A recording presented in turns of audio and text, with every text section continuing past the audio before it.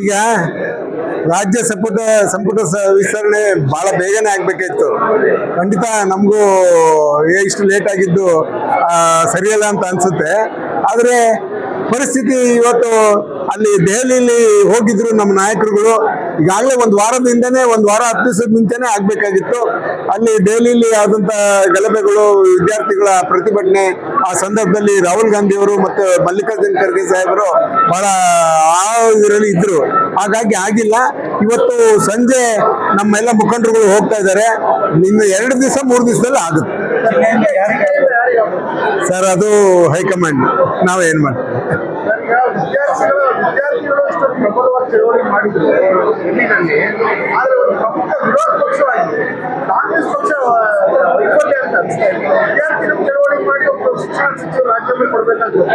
ಅದು ಪ್ರಮುಖ ವಿರೋಧ ಪಕ್ಷವಾಗಿದೆ. ಕಾಂಗ್ರೆಸ್ ಪಕ್ಷ ತಮ್ಮ ಕರ್ತವ್ಯ ಸರಿಯಾಗಿ ನಿಭಾಯಿಸಿದೆ.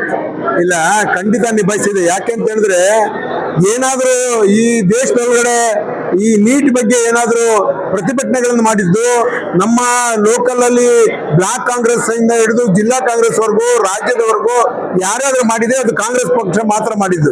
ರಾಹುಲ್ ಗಾಂಧಿ ಅವರು ಏನ್ ವಿದೇಶಕ್ಕೆ ಹೋಗಿ ಬಂದ್ರು, ವಿದೇಶದಿಂದ ಬಂದ ಕೂಡಲೇ ಬೇರೆ ಯಾವ ಕೆಲಸನ ಮಾಡ್ಲಿಲ್ಲ. ಅವರು ಏನು ಪ್ರತಿಭಟನೆ ಮಾಡ್ತಾ ಇದ್ರು, ಆ ವಿದ್ಯಾರ್ಥಿಗಳ ಜೊತೆ ಹೋದ್ರು. ಆ ವಿದ್ಯಾರ್ಥಿಗಳಿಗೆ ಅವ್ರಿಗೆ ಬೆಂಬಲ ನೀಡಬೇಕು ಅಂತ ಹೇಳಿ ಏನು ಪ್ರಧಾನಮಂತ್ರಿಗಳ ಮನೆ ಮುಂದೆ ಪ್ರತಿಭಟನೆ ಮಾಡುವಂತ ಕೆಲಸ ಮಾಡಿದ್ರು. ಅಲ್ಲಿಂದ ಇದಕ್ಕೆ ತಿರುವು ಸಿಕ್ತು ಬಿಟ್ರೆ ಇದು ವಿದ್ಯಾರ್ಥಿಗಳೆಲ್ಲ ಬಹಳ ಕಷ್ಟಪಟ್ಟಿದ್ದಾರೆ, ಪ್ರತಿಭಟನೆ ಮಾಡ್ತಾರೆ. ಆದ್ರೆ ರಾಹುಲ್ ಗಾಂಧಿ ಅವರು ಯಾವಾಗ ಇದಕ್ಕೆ ಬಂದ್ರು, ಎಂಟ್ರಿ ಆದ್ರು, ಆವಾಗ ಇದಕ್ಕೆ ಇನ್ನೂ ಹೆಚ್ಚಿನ ಮಹತ್ವ ಸಿಕ್ತು. ಹಾಗಾಗಿ ಇನ್ನ ಬಿಡೋದಿಲ್ಲ ಇವರು ಕಾಂಗ್ರೆಸ್ ಪಕ್ಷದವರು. ಲೋಕಸಭೆಯ ವಿರೋಧ ಪಕ್ಷದ ನಾಯಕರು ಅಂತ ರಾಹುಲ್ ಗಾಂಧಿ ಅವರು ಬಿಡೋದಿಲ್ಲ ಅಂತ ಹೇಳಿ ಮೋದಿ ಅವರು ರಾಜೀನಾಮೆ ತಗೊಂಡಿದ್ದಾರೆ. ಇದರಲ್ಲಿ ಕಾಂಗ್ರೆಸ್ ಪಕ್ಷದ ಮಹತ್ವನೂ ಬಹಳ ಇದೆ.